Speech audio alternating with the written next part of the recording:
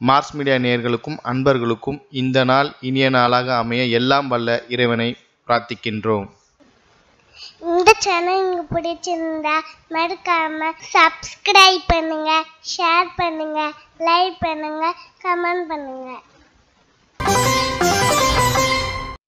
எனதருமை மிதுன ராசி நேயர்களே, இந்த பதிவுல நம்ம என்ன பார்க்க போறோம் அப்படின்னா 2024ஆம் ஆண்டு ஜூன் மாத ராசி பலன். இந்த ஜூன் மாசத்துல உங்களுக்கு எந்தெந்த கிரகங்கள் அற்புதமா வேலை செய்ய போறது, எந்தெந்த கிரகங்கள் மூலமா நீங்க கவனமா இருக்கணும், பரிகாரமா என்ன பண்ணினா ரொம்ப விசேஷம் அப்படிங்கறத பத்திலாம் நம்ம இப்ப தெளிவா பார்க்க போறோம். முதல்ல பார்த்தீங்கன்னா சூப்பர் மாத ஆரம்பத்தில் லாபஸ்தானத்தில் செவ்வாய் பகவான் ஆட்சி.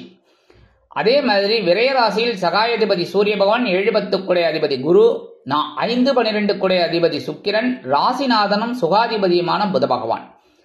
இந்த வகையில 9/6/2024 முதல் ஜென்ம ராசிக்கு புத பகவான் வந்து ஆட்சி அமைக்கிறார் மிதுன ராசியில. அதே புத பகவான் 26/6/2024 முதல் தனவாக்கு குடும்பஸ்தானமாகிய 2ஆம் இடத்துக்கு பயிற்சி அடைஞ்சிறார். 13/6/2024 முதல் ஜென்ம ராசியில சுக்கிர பகவான் பயிற்சி. 15/6/2024 முதல் ஜென்ம ராசியில சூரிய பகவான். அதே மாதிரி மாத ஆரம்பத்தில் பார்த்தீங்கன்னா சுகஸ்தானத்தில் கேது குருவோட பார்வையை வாங்கிட்டு, அதே மாதிரி பாக்கியஸ்தானத்தில் சனி பகவான், உங்களோட அஷ்டமாதிபதியும் பாக்கியாதிபதியுமான சனீஸ்வர பகவான் பாக்கியஸ்தானத்தில், ஜீவனஸ்தானத்தில் ராகு. இதுதான் இந்த மாசத்தோட கிரக அமைப்புகள், சுழற்சிகள், பெயர்ச்சிகள். அந்த வகையில பார்த்தீங்கன்னா லாபஸ்தானத்தில் இருக்கிற செவ்வாய் பகவான் உங்களோட ஒரு முன்னேற்றத்தை கொடுக்கறதுக்கு ரெடியா இருக்கார், கொடுத்துட்டே இருக்கார். அற்புதமா என்ன அவர் இவ்வளவு உங்களுக்கு ஹெல்ப்ஃபுல்லா இருக்கும்போது நீங்க என்ன பண்ணணும் அப்படின்னா இந்த நேரத்தை நீங்க உபயோகப்படுத்திக்கணும். கிடைக்கிற வாய்ப்புகள் எல்லாம் மிஸ் பண்ணாம, குழப்பமடையாம எடுத்துக்கிட்டு முன்னேறதுக்கு பார்க்கணும்.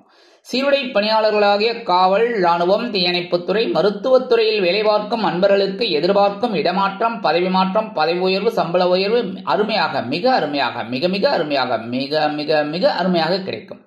அதனால அவங்கெல்லாம் இந்த மாசத்தை யூஸ் பண்ணிக்கணும். இந்த ஜூன் மாசத்துல சூப்பரா நீங்க யூஸ் பண்ணிக்கணும். அதே மாதிரி உத்தியோகத்தில் இருக்கிறவர்களுக்கெல்லாம் உயர்வுகள், தொழில் வியாபாரம் அற்புதமாக நடைபெறும். உடன்பிறப்புகள் அனுகூலமாக இருப்பார்கள். இதெல்லாம் உங்களுக்கு ஃபேவரபிள் பாயிண்ட்ஸ். அந்த வகையில உங்களுக்கு முன்னேற்றம்.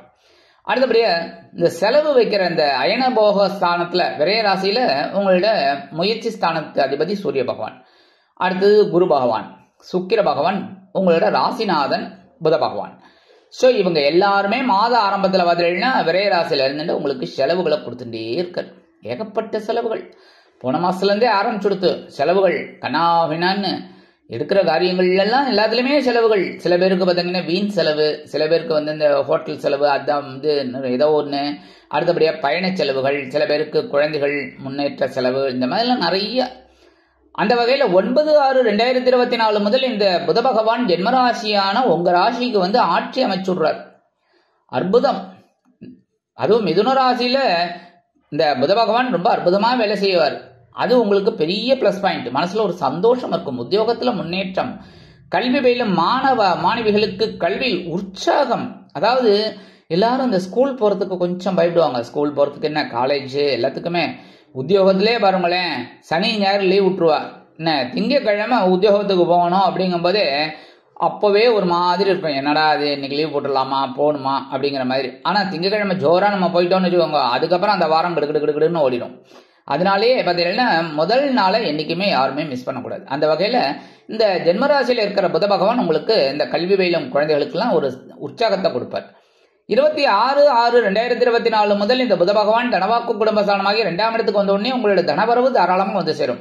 உத்தியோகத்துல உயர்வுகள், தொழில் வியாபாரத்துல லாபம் எல்லாமே கிடைக்கிறதுக்கு வாய்ப்புகள். அதே மாதிரி எழுத்து மற்றும் அச்சுத்துறையில இருக்கிற அன்பர்களுக்கெல்லாம் ஒரு முன்னேற்றம் கண்டிப்பா கிடைக்கும். அடுத்தபடியா 13/6/2024 முதல் இந்த சுக்கிர பகவான் ஜென்மராசியான உங்க ராசிக்கு வந்துடுறார். அதனாலே மனசுல தைரியம், சந்தோஷம் அதிகமா இருக்கும். செலவுகள்லாம் உங்களோட கட்டுப்பாட்டுக்குள்ள வந்துடும். என்ன அதே சமயம் 7-10 குடை அதிபதி குரு பகவான் உங்களோட 12ஆம் இடமாகி விரயராசியில இருக்கிறதுனால செலவுகள் ஓரளவுக்கு வந்துட்டே தான் இருக்கும். குழந்தைகளோட கல்வி செலவு, இல்லைன்னா சுபகாரிய செலவுகள் இதெல்லாம் வரும். ஆனாலும் குரு பகவானோட பார்வைன்னு பார்த்தீங்கன்னா உங்களோட சுகஸ்தானமாகி 4ஆம் இடத்துல இருக்கிறதுனால சில பேருக்கு அந்த விலை உயர்ந்த பொருட்கள், வீடு, மனை, வாகனம், பொன்பொருள், ஆடை, ஆபரணம் இதெல்லாம் வாங்கக்கூடிய செலவுகளும் வரும். அதே சமயம் அதெல்லாம் ஒரு உங்களுக்கு சேவிங்ஸ் தானே. ஒரு பொருள் வாங்கினேன்னா சேவிங்ஸ் தானே. அதாவது இப்போ ஒரு மோதிரம் வாங்குறேன், என்ன ஒரு செயின் வாங்குறீங்க கோல்டுல, அதெல்லாம் வந்து அசட் தானே. அதே மாதிரி சில பேருக்கு வந்து பூமி வாங்கிடுறீங்க, அப்ப அந்த நிலம் இதெல்லாம் வந்து உங்களுக்கு இது தானே. அதுவும் செவ்வாயும் வேற லாபத்துல இருக்கார், லாபஸ்தானத்துல இருக்கிறதுனால உங்களுக்கு இந்த வீடு மனை வாகனம் தாராளமா வாங்கலாம். அடுத்தபடியா 6ஆம் இடமாகிய பகிர்வுண ரோகஸ்தானத்தை 7ஆம் பார்வையை பார்க்கறதுனாலே உங்களுக்கு இந்த கடன் சுமை குறையும். செலவுகள் கண்ணாபின்னு இருந்தாலும் கடனையும் அப்படியே சைடில் அடைச்சுட்டு இருப்பீங்க. வம்பு வழக்குகள் குறையும். ஏன்னா 9ஆம் பார்வையை உங்களோட அஷ்டமராசியை பார்க்கறதுனால அவமானங்கள் இதெல்லாம் கொஞ்சம் நீங்க பட்ட கஷ்டங்கள்லாம் குறையறதுக்கு ஆரம்பிக்கும். உடல் ஆரோக்கியம் சிறப்படையும். அடுத்தபடியா 15/6/2024 முதல் ஜென்ம ராசிக்கு சூரிய பகவான் வந்துடுறார். உங்க ராசிக்கு வந்தோடனே என்ன ஆகும்னாக்க நீங்க கொஞ்சம் கவனமா இருக்கணும். என்ன அப்படின்னா கொஞ்சம் கோபம், முன்கோபம் வர்றதுக்கு வாய்ப்பு இருக்கு. முக்கியமா உடல் ஆரோக்கியத்துல கொஞ்சம் சிறப்பு அக்கறை எடுத்துக்கோங்க. ஆனாலும் இந்த 15ஆம் தேதியிலிருந்து 26ஆம் தேதி வரைக்கும் ஜென்மராசியில புத பகவானும் இருக்கிறதுனால குழந்தைகளுக்கெல்லாம், இந்த கல்வி பயிலும் குழந்தைகளுக்கெல்லாம் ரொம்ப ஜாஸ்தி உற்சாகம் அதிகமா இருக்கும். நிறைய முன்னேற்றம் கண்டிப்பா அந்த குழந்தைகளுக்கு கிடைக்கும். உங்க மனசுல கொஞ்சம் சில சமயம் கோபம் இருந்தாலும் அந்த குணமும் இருக்கும். அதனால கவலைப்பட வேண்டிய அவசியம் இல்லைன்னாலும் உடல் ஆரோக்கியத்துல கொஞ்சம் கவனம் எடுத்துக்கோங்க. பேசுற வார்த்தையில கவனமா இருங்க. ஏன்னா சட்டு புட்டுன்னு பேசிடக்கூடாது. உத்தியோகத்திலயும் சரி, தொழில் வியாபாரத்திலயும் சரி, எங்கேயுமே அக்கம் பக்கத்துல கூட அனாவசியமான பேச்சு வேணாம். சண்டை வர்றதுக்கு வாய்ப்பு இருக்கு. அதனால கவனமா இருக்கணும். சரியா? அடுத்தபடியா சுகஸ்தானத்துல கேது பகவான், 4ஆம் இடத்துல இருக்கிற கேது பகவான் உங்களுக்கு சுகத்தை கெடுப்பார். எப்படி அப்படின்னா, ஆனாலும் குரு பகவானோட பார்வையை வாங்குறாரு என்பது கொஞ்சம் குறையும் கெடுபிடிகள். அதனால என்ன அப்படின்னா மனசுல ஒரு குழப்பம் இருந்துட்டே இருக்கும், டென்ஷன் இருந்துட்டே இருக்கும். கையில பார்த்தீங்கன்னா பணம் இருக்கும், என்ன பேங்க்லயும் பேலன்ஸ் இருக்கு, ஆனா மனசுல நிம்மதி இல்லை, குழப்பம். சில பேருக்கு பார்த்தீங்கன்னா கல்யாணம் ஆகலையேங்கிற ஒரு குழப்பத்தில் இருப்பீங்க. சில பேருக்கு கல்யாணம் ஆயிடுத்து, என்னடா அது மனைவி வந்து இப்படி டென்ஷன் படுத்துறாங்களே இந்த வாழ்க்கை துணை அப்படின்னு சில பேருக்கு இருக்கு. இந்த மாதிரிலாம் சில பேருக்கு குழப்பங்கள் இருக்கு. அதேமாரி உறவுகள் மூலமா சில குழப்பங்கள், வெளியூர் அல்லது வெளிநாட்டு பயணங்கள் மூலமா சில குழப்பங்கள், இதெல்லாம் நீங்க வந்து தெளிவா ஆன்மீக பாதையில இருந்துகிட்டு இதெல்லாம் பொறுமையா செஞ்சீங்கன்னா வெற்றிகள். அடுத்தபடியா பாக்கியஸ்தானமாகிய 9ஆம் இடத்துல சனீஸ்வர பகவான் 3ஆம் பார்வையை உங்களோட செவ்வாய் பகவான் இருக்கக்கூடிய லாபஸ்தானத்தை பார்க்கிறார். அதனாலேயே உங்களுக்கு சில நேரங்கள்ல சில குழப்பங்கள், சில டென்ஷன் வரலாம். ஆனா 9ஆம் இடத்துல இருக்கிற சனீஸ்வர பகவான் பூர்வீக சொத்துக்கள்ல இருக்கிற தடை தாமதங்களை நீக்கி உங்களுக்கு வரத்துக்கு வாய்ப்புகளை கொடுப்பார். ஏன்னா பாக்கியாதிபதியும் இவர் தான். உடல் ஆரோக்கியமும் சிறப்படையும். ஆனா சில நேரங்கள்ல அவமானங்கள் வரத்துக்கு வாய்ப்புகள் இருக்குங்கிறதுனால பேசுற வார்த்தையில தெளிவா இருக்கணும், கவனமா இருக்கணும். அடுத்தபடியே ஜீவனஸ்தானமாகிய 10ஆம் இடத்துல இருக்கிற ராகு பகவான் உங்களுக்கு உத்தியோகத்துல முன்னேற்றத்தை சில பேருக்கு கொடுப்பார். சில பேருக்கு பார்த்தீங்கன்னா சில குழப்பங்களை கொடுப்பார், சில பிரச்சனைகளை கொடுப்பார். சில பேருக்கு பார்த்தீங்கன்னா உத்தியோகத்தை விட்டுலாமா அப்படிங்கிற மாதிரி ஒரு எண்ணமும் அவங்களுக்கு உண்டாகும். இல்ல சில பேருக்கு வந்து வேற வேலை தேடலாமா அப்படிங்கிற மாதிரியும் ஒரு சிந்தனை இருக்கும்.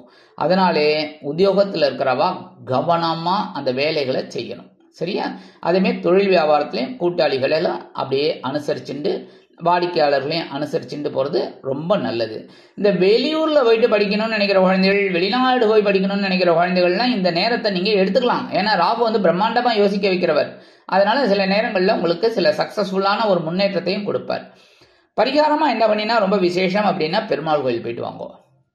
கண்டிப்பா பெருமாள் கோயில் போயிட்டு பெருமாளையும் தாயாரையும் துளசி மாலை கொண்டு சேவிச்சுட்டு வாங்கோ. சரியா? ஒரு 2 துளசி போடுங்க. பெருமாள் அதாங்க இருக்கிறார், ஒண்ணு துளசி தீர்த்தம் போடு போறோம் அப்படிங்கிறார். ஒரு தண்ணி கொடுக்கறது கூட முடியாது நம்மளால, சொல்லுங்க. அதே மாதிரி தினந்தோறும் உங்க பூஜை ரூம்ல ஒரு பாத்திரத்துல, அது என்ன பாத்திரமா இருந்தாலும் சரி, அதாவது எவர் சில்வரா இருந்தாலும் சரி, இல்ல செம்பு பாத்திரமா இருந்தாலும் சரி, அதுல கொஞ்சம் ஜலத்தை வச்சு ஒரு 2 துளசி அதுல போட்டுட்டு அந்த ஜலத்தை குடிங்கோ. சரியா? அது ரொம்ப முன்னேற்றத்தை கொடுக்கும், உடல் ஆரோக்கியம் சிறப்படைய வழிவகுக்கும். அதே மாதிரி பெருமாள் கோயில் போயிட்டு வாங்கோ. அடுத்தபடியா பொத்து கோயில் போயிட்டு வருது ரொம்ப நல்லது. ஏன்னா 4ஆம் இடத்துல இருக்கிற கேது பகவான், 10ஆம் இடத்துல இருக்கிற ராகு பகவான் மூலமா சில குழப்பங்கள் வரத்துக்கு வாய்ப்புகள் இருக்குங்கிறதுனால அவரால் வரக்கூடிய ஒரு குழப்பங்கள் குறைந்து ஒரு மன நிம்மதி கிடைக்கணும் அப்படின்னா புத்து கோயில் போயிட்டு அம்பாள் தரிசனம் பண்ணிட்டு வாங்கோ. அது ரொம்ப ஒரு முன்னேற்றத்தை உங்களுக்கு கொடுக்கும், மனக்குழப்பத்தை தீக்கும். சரியா? அடுத்தபடியா நவ கிரகங்களில் உள்ள குரு பகவானை கண்டிப்பா நீங்க வழிபாடு பண்ணியே ஆகணும். ஏன்னா அவர் விரய ராசியில இருக்கார். விரயம் அப்படின்னாலே செலவுகள். அயன சயன போகஸ்தானம் அப்படிங்கும்போது என்னன்னா உங்களுக்கு இடமாற்றம், அந்த மாதிரி கிடைக்கிறதுக்கு. சும்மா சும்மா இடமாற்றம் இருந்தா கஷ்டம். உத்தியோகத்திலயும் சரி, எங்கேயுமே. இப்ப வியாபாரம்னாலும் ஒரு இடத்துல நீங்க இருந்து வியாபாரத்தை பண்ணா தான் ரொம்ப நல்லது. இன்னைக்கு இங்க, நாளைக்கு இன்னொரு இடத்துல இப்படி இப்படின்னா வியாபாரம் எப்படி இதாகும்? முன்னேற்றம் இருக்காது. சரியா? அதனால குரு பகவானை நீங்க வியாழக்கிழமைகளில் நெய் தீபமேற்றி வழிபாடு பண்ணிட்டு வாங்கோ. சரியா? இந்த மாதிரி பண்ண உங்களுக்கு இந்த 2024ஆம் ஆண்டு ஜூன் மாதம் ஏற்றம் தரும், மாற்றம் தரும், இனிமை தரும் மாதமாக அமையும் என்று கூறி விடைபெறுகிறேன். நன்றி, வணக்கம். மீண்டும் ஒரு அருமையான பதிவில் நான் உங்களை மனமகிழ்ச்சியோடு சந்திக்கிறேன். வாழ்த்துக்கள். வாழ்க வளமுடன். இந்த சேனல் உங்களுக்கு பிடிச்சிருந்தா மறக்காம சப்ஸ்கிரைப் பண்ணுங்க, லைக் பண்ணுங்க, ஷேர் பண்ணுங்க.